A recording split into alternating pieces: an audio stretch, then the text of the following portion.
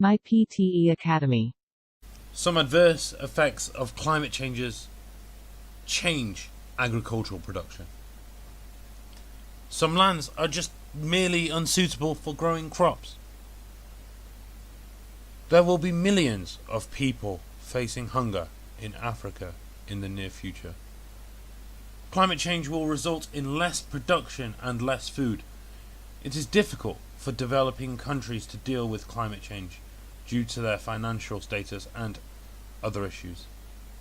There are many people living in hunger, especially in Africa.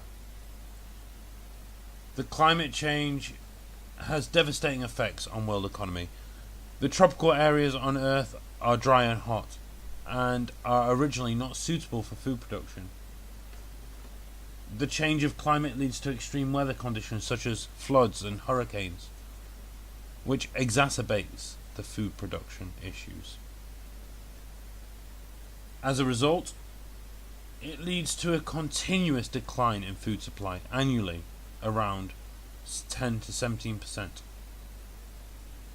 And this trend is perceived to be continuing in the future.